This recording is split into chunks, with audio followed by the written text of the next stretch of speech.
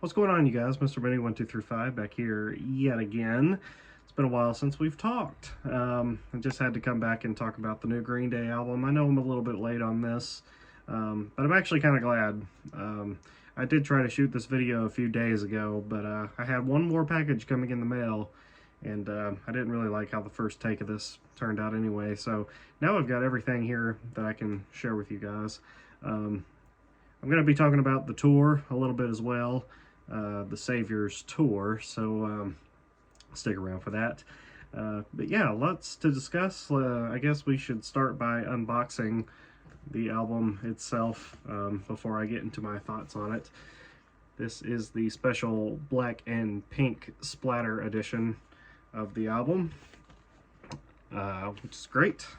Really, really cool. It actually comes with a badass poster. This is why physical media should not die, because you get cool little gems like this, and I don't know, I'm the only person in the world who still cares about this crap, but look, isn't that cool as hell?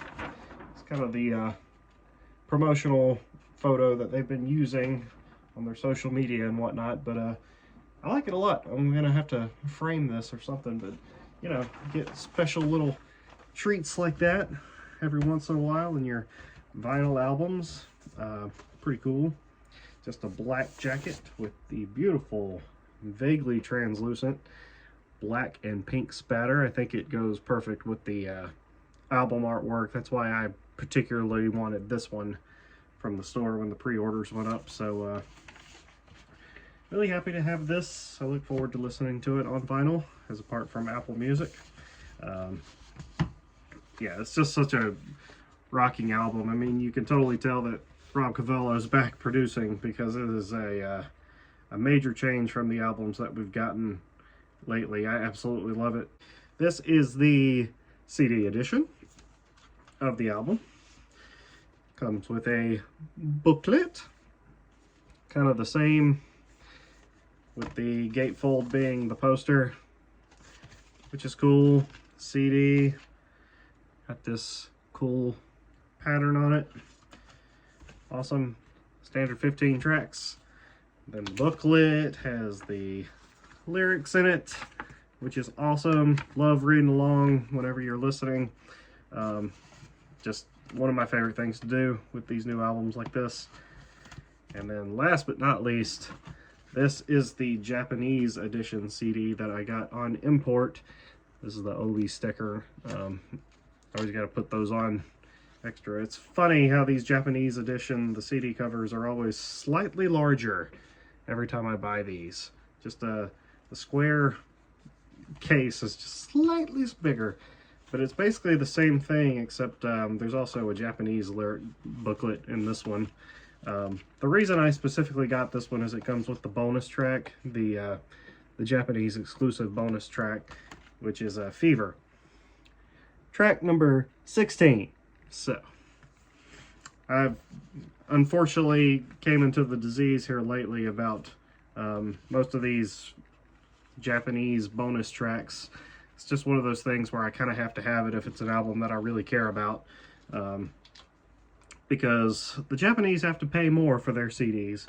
And so for the incentive is record companies put bonus tracks on them to give people more of a reason to buy them. So that's the reason why it happens over there.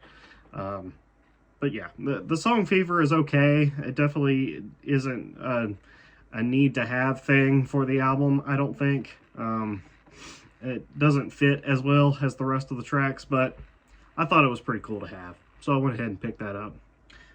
Like I said briefly, I do think the album is a huge improvement from the past 10 years or so. I will say that I am still, that being said, a trilogy defender. I actually really enjoy these albums. I just think these albums should be taken as like a turn your brain off and enjoy. They're kind of like a Marvel movie or something where you just kind of turn your brain off and sing along and have fun and enjoy the clean power pop production, and you know, just don't really think too hard about it, I guess. And I find these albums to be pretty fun, honestly. there's not necessarily a track I would skip on them, really. I can put all three of these on like a big playlist and let the whole thing go through, and I actually have a lot of fun listening to them. So I don't really understand the hate when it comes to the trilogy.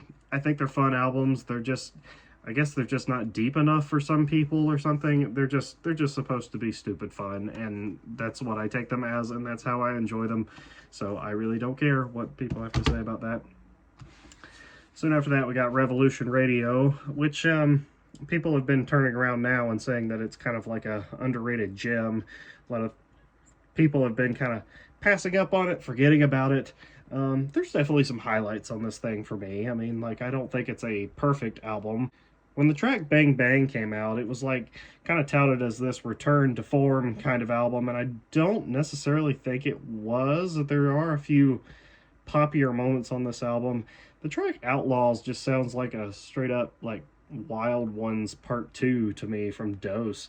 I don't really care that much about that song, but you know, tracks like Too Dumb to Die and Bouncing Off the Walls, Young Blood is a fun song. You know, everybody loves the multi-part songs, the Forever Now and the Somewhere Now. Both of those are good songs. Yeah, there's definitely some highlights on this thing for me. I don't think it's a perfect album or anything like that.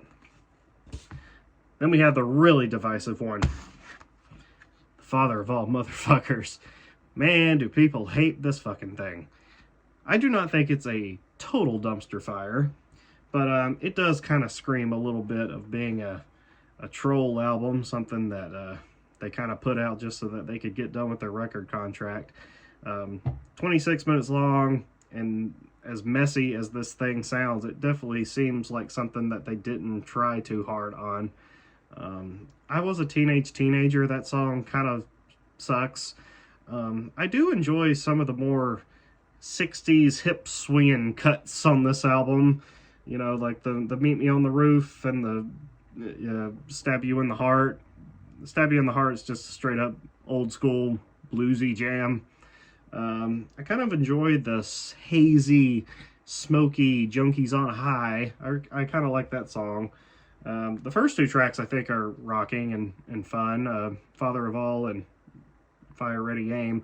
I don't care for the track Oh Yeah that much. It just doesn't really sound very Green Day to me. 100% pure, uncut rock, no Swedish songwriters. That's cringy as fuck.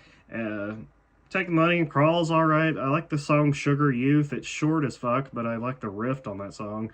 Graffitia, the last song on this album, seems to be the one that everybody says is the great one, or whatever, the one track that you would keep on a playlist from this album, but I think there's a few more.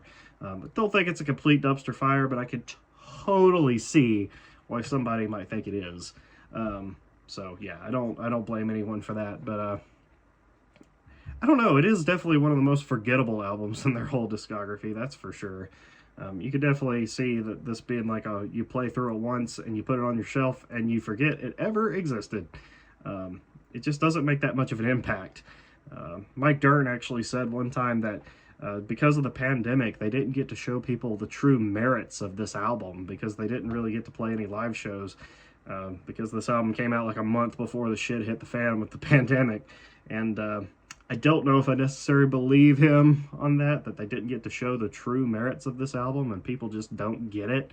I think we get it.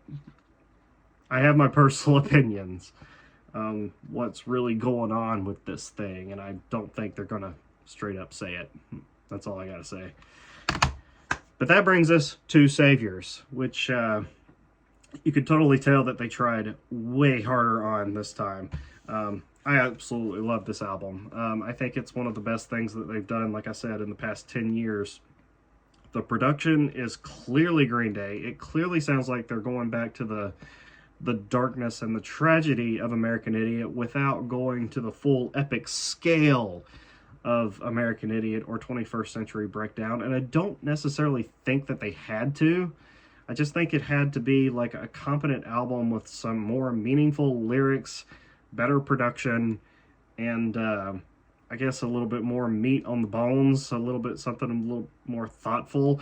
And I definitely think you get this on here. I mean, The American Dream is Killing Me sounds straight up like a whole American Idiot era political track. I mean, like, it's a very timely song. I feel like everybody is feeling the strains of like inflation and what the American dream means to them, how millennials can't afford a house or can't afford groceries, and you got to hold down two jobs just to maybe make your rent, even though you're probably screwed without a double income household, which is not the way that it used to be just a few years ago. I think the song is very timely, and I think it reflects a whole lot of about the way people feel. There's a few other tracks on this album that do the same kind of conversation.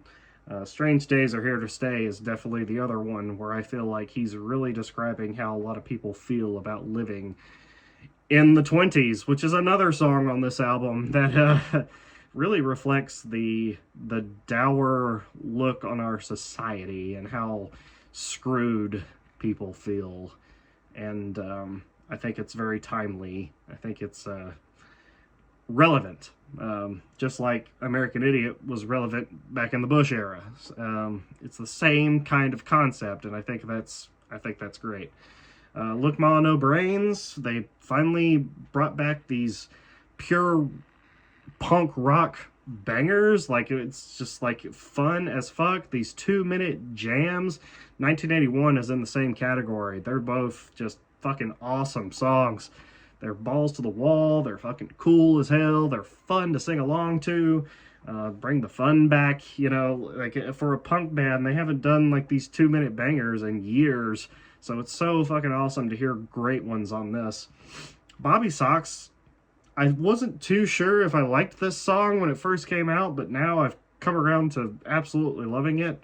I think it's fun as hell to sing along to with the screaming vocals in the chorus there. Billy showing off his bisexuality a little bit, which everybody knows he's been bisexual since the early days of Green Day. It's just who he is, and I think he's embracing it on this track, and I think that's cool as fuck. I think it's awesome. One Eye Bastard. Oh my god, I love this song. People have been dogging on this on the Green Day Reggae, and I have no idea why people don't like it. I think the riff is fun as hell. I absolutely love the bada bing kind of Irish drinking song sounding chorus on this track. I think that's great. Dilemma. Oh my god. One of the most personal, non-metaphorical songs that Green Day has put out in forever. Just straight up referencing the whole rehab stint that Billy Joe went through a few years ago. One of the best singles they've come out with in years, and I love the music video. I think it's I think it's funny. I think it's a fun video. Really reflects how I feel about the song in general. I think it's a lot of fun. I think it's deep and personal, and I really like it. It's one of the best Green Day singles. Probably going to be lasting way into the future. This track in particular. Goodnight Adeline. Billy Joe mentioned how he wants to bring in a few more, like, some Britpop influences on this thing, and there are definitely a few moments on this album, in this song, and a few other parts of this album, that kind of remind me of Oasis a little bit when I hear them, especially the second half of Father to a Son, the string sections and how epic that track gets near the end. It reminds me a little bit of something that Oasis might do at like the end of Champagne Supernova or something. I definitely can hear that in a few other spots of this album as well. But Goodnight Adeline, great sing-along track as well. I just love how the verses and the chorus work together on this track. I think the dynamic is really cool, and I like the lyrics. Coma City. At first, I wasn't sure how I felt about this track either. It just sounded like a Murder City demo to me from 21st Century Breakdown, but I've actually warmed up a lot to this track as well. Very good lyrics as well. I think it's cool as fuck. Corvette Summer is a very fun song. I really love the chorus on this one. It's actually one of my wife's favorite tracks on this album as well, which is cool. I just think it's a lot of fun. I think it's a really fun song. Sounds very summertime.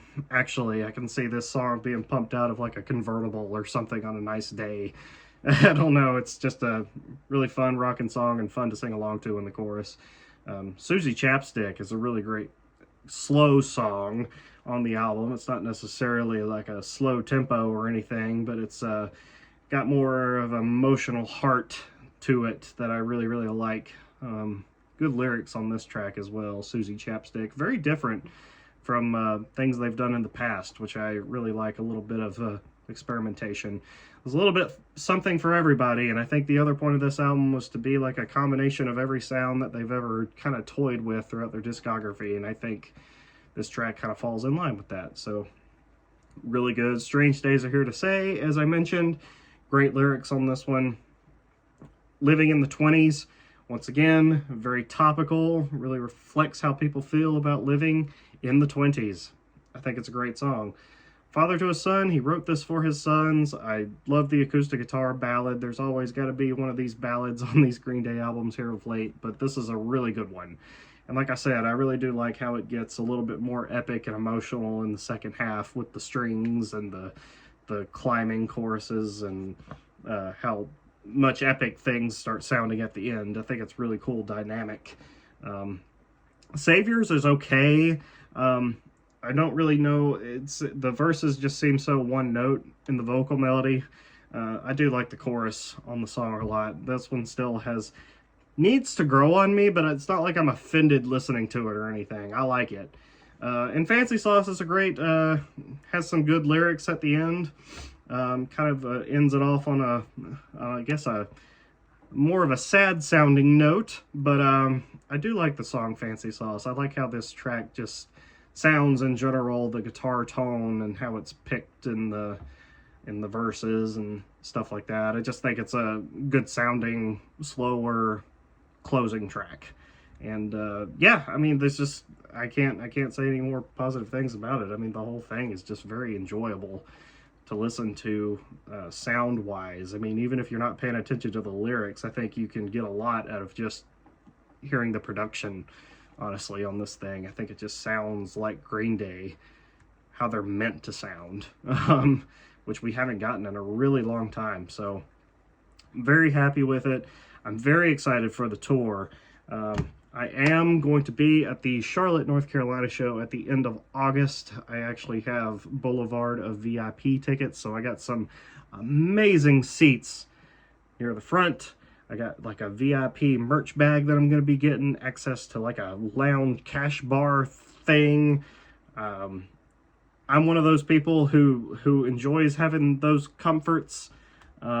Smashing Pumpkins are not going to be at this particular date, which I'm a little disappointed in. I would have actually liked to have heard some of those songs, but I don't really care about Rancid or Linda Linda's. I'm probably just going to be hanging out at the lounge cash bar, having a few drinks with my friend who's going with me, and just enjoying the fucking show from a great fucking seat. I mean, these seats are fucking awesome. They're like right behind the pit, so I don't have to worry about getting pounded.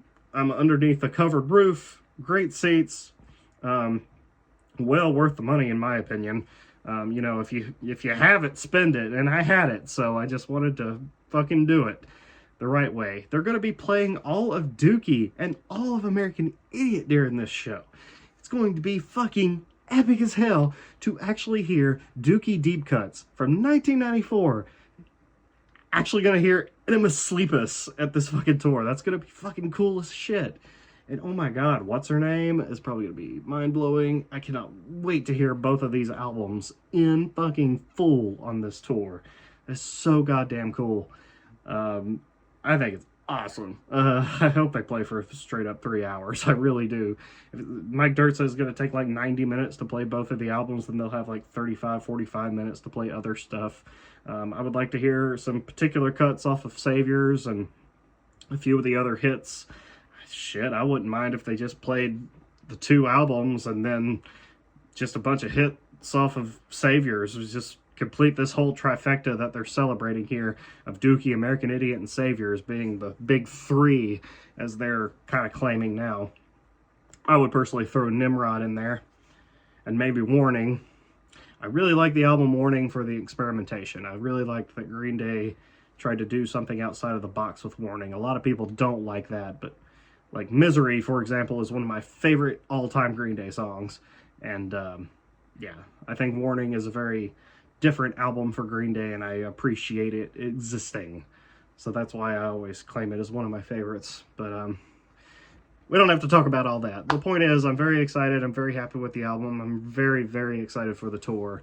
Can't wait to see that. And it's good to finally make a video again and talk about a band that I really care about, who's been a very huge part of my life for a very long time. And yeah, I'll try to do something else here very soon. Mr. Money 1, 2, 3, 5. I will see you guys later. Tell me what you think about the album, or if you're going to the tour. I'd like to hear about that as well. See you guys later.